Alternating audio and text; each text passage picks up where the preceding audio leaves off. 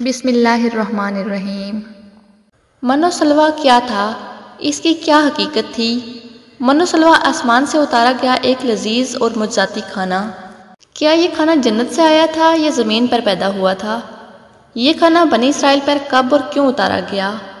اور بنی اسرائیل نے ایسی کیا کیا نافرمانیاں کی تھی کہ اس کا اثر آج تک کے کھانے میں موجود ہے؟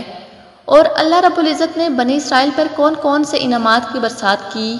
اس کے باوجود وہ کیوں اتنے بھٹک گئے اور اللہ رب العزت کی نافرمانیوں میں کیوں پڑ گئے؟ یہ سب باتیں ہم آج کی ویڈیو میں جاننے کی کوشش کریں گے۔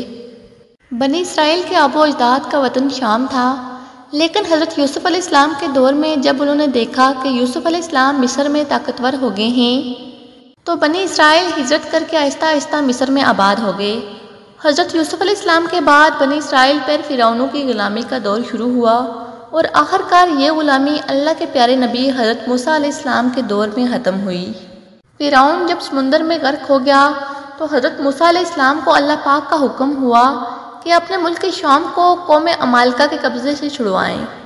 قوم عمالقہ ملک شام پر قابض ایک طاقتور قوم تھی جو اس وقت دنیا کی سپر پاور مانی جاتی تھی۔ فرعون کی غلامی سے نجات حاصل کرنے کے بعد بنی اسرائیل کو حکم ہوا کہ عمالقہ سے جہاد کر کے ان سے اپنا وطن آزاد کرائیں۔ بنی اسرائیل جہاد کے لیے ملک شام کی طرف روانہ ہوئے۔ جب یہ عمالقہ کے حدود کے قریب پہنچے تو ان کی قوت اور طاقت کا حال سن کر ہمت ہار بیٹھے اور جہاد سے منہ موڑ کر واپس لوٹے۔ اللہ تعالیٰ نے ان کو اس جرم کی سزا یوں دی کہ وہ اپنے گھروں تک جانے کی فکر میں دن بھر سفر کرتے، رات بسر کرنے کے بعد صبح اپنے آپ کو وہیں پاتے جہاں سے گزشتہ صبح انہوں نے سفر کا آغاز کیا ہوتا۔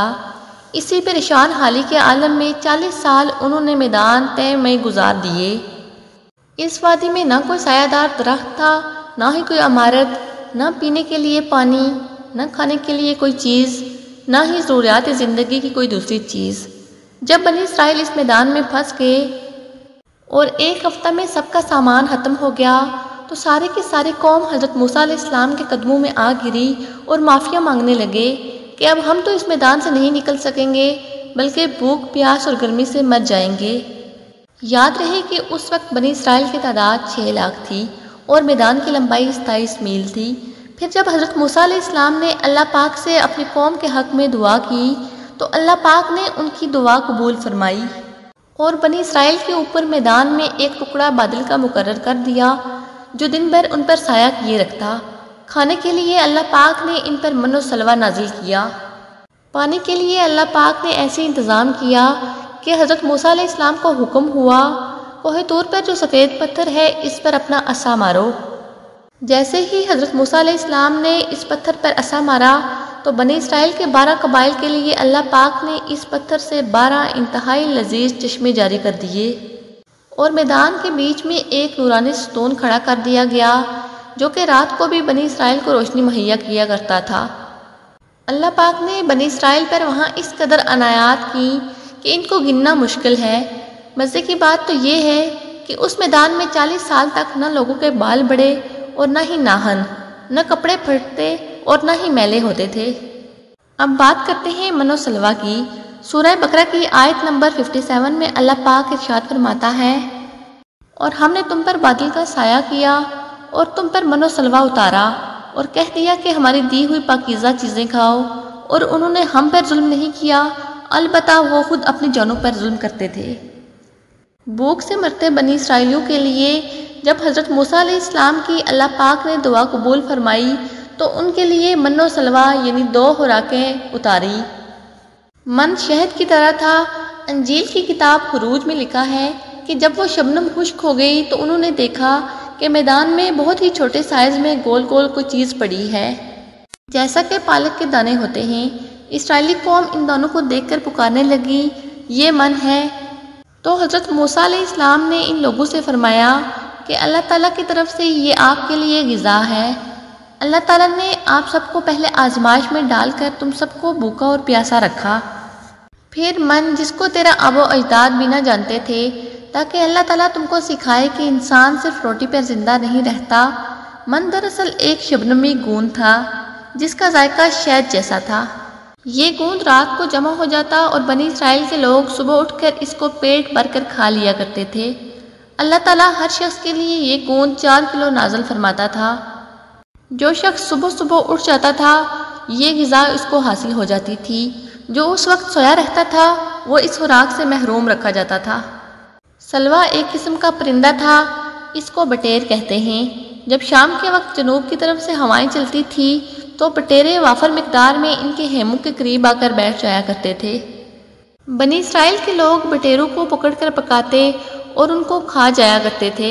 من و سلوہ اللہ تعالیٰ کی ایک ایسی نعمت تھی جو کہ بڑی آسانی سے ہضم ہو جاتی تھی۔ یہ بہت ہی مزیدار، لذیذ اور خوشبودار کھانا تھا۔ اس کے علاوہ بنی اسرائیل پر اللہ تعالیٰ کی خاص نعمتوں میں سے ایک نعمت یہ تھی کہ ان کے بال اور ناخن نہیں بڑھتے تھے اور نہ ہی ان کے کپڑے میلے ہوتے تھے اور نہ ہی پھٹتے تھے، اور ان کے گھر میں جو بھی بچہ پیدا ہوتا تو قدرتی طور پر اس کے جسم پر لباس ہوتا جو کہ وقت کے ساتھ ساتھ بڑا ہوتا۔ اس طرح اللہ تعالیٰ نے بنی اسرائیل کو من و سلوہ اور بے شمار نعمتوں سے نواز رکھا تھا۔ اس طرح بنی اسرائیلی قوم وادی طیہ میں خوشحال زندگی بسر کر رہی تھی۔ حضرت موسیٰ علیہ السلام نے ان لوگوں کو حکم دے رکھا تھا کہ روزانہ تم لوگ من و سلوہ کو پیٹ بھر کر کھا لیا کرو، اس کو اگلے دن کے لیے ہرگز جمع مت کرنا۔ لیکن اس ناشکری قوم کو یہ محسوس ہونے لگا کہ اگر کل یہ من و سلوہ نہ ملا تو ہم بھوکے مر جائیں گے۔ اس ڈر سے وہ قوم من و سلوہ کو چھپا کر اگلے دنوں کے لیے جمع کرنے لگی۔ حضرت موسیٰ علیہ السلام نے اس قوم کو ایسا کرنے سے ہرگز منع کیا، لیکن ان لوگوں نے حضرت موسیٰ علیہ السلام کی نافرمانی کی۔ یہ بات اللہ تعالیٰ کو ناپسند گزری۔ ان لوگوں نے جو کچھ کھانے پینے کے لیے جمع کیا تھا وہ سب کا سب خراب ہو گیا۔ اس دن کے بعد اللہ تعالیٰ کی یہ نعمت اس قوم پر بالکل بند کر دی گئی تھی۔ حضرت محمد صلی اللہ علیہ وآلہ وسلم کا ارشاد پاک ہے کہ بنی اسرائیلی قوم نہ ہوتی تو کبھی بھی کھانا خراب نہ ہوتا اور نہ ہی گوشت سڑتا۔ کھانے پینے کی چیزوں کا خراب ہونا اس قوم سے ہی شروع ہوا تھا، ورنہ اس قوم سے پہلے نہ ہی کھانا خراب ہوتا تھا اور نہ ہی گوشت سڑتا تھا۔ دنیا کی بے شمار قوم کی دینی کتابوں میں ان غذاؤں کا ذکر واضح کیا جاتا ہے۔ ہندو مذہب کی مقدس کتابوں میں بھی آسمان سے شہد برسنے کا ذکر ملتا ہے۔ پرانے یونانیوں میں بھی ایک آسمان سے اترنے والی غذا کا ذکر ملتا ہے جس کا ذائقہ شہد کی مانند تھا۔ یہی شہد جب سمندروں و دریاؤں پر برستا تو ان کا رنگ شہد کی طرح ہو جاتا تھا۔ ہم نے دیکھا کہ خدا نے بنی اسرائیل کے لیے سمندر کو 2 حصوں میں بانٹ کر راستہ بنا دیا تھا۔ وادی طیہ کو اللہ تعالیٰ نے ان کے لیے بے شمار نعمتوں سے مالا مال کر دیا۔ ان سب نعمتوں کو حاصل کرنے کے باوجود بھی بنی اسرائیل کے لوگوں نے اللہ تعالیٰ پر یقین نہ کیا۔